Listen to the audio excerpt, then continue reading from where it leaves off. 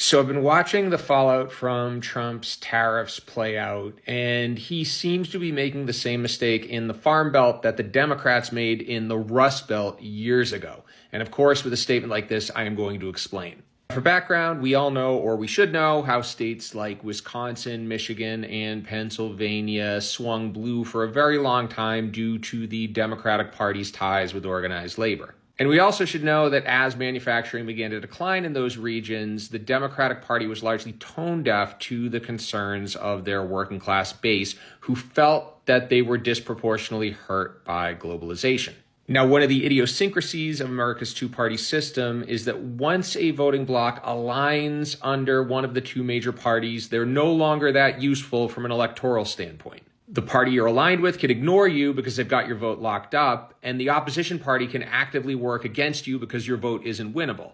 As a result, for a very long time, working class voters had their choice between a Republican Party that was actively working against them or a Democratic Party that showed up every election cycle with promises, but really didn't deliver that much in terms of policy.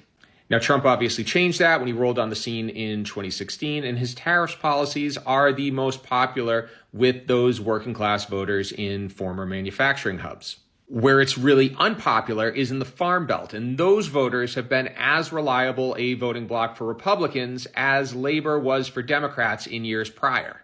Now, I'm not saying the Farm Belt is going to flip blue anytime soon, but it could if the GOP keeps working against their interests.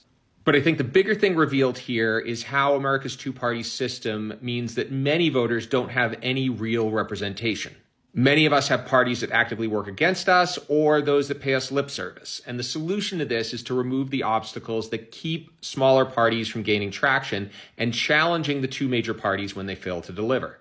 Now, ranked choice voting is probably one of the most popular solutions being offered now that shows promise. But if you want something really interesting, check out Fix Our House. They're looking to implement a system known as proportional representation. I don't have time to get into it now, but it is very interesting. I should also note I'm not affiliated with this group. And if you're ready for more than two choices on the ballot and you feel we should get a government that actually governs, follow me. I talk about reforms that can help make this happen all the time.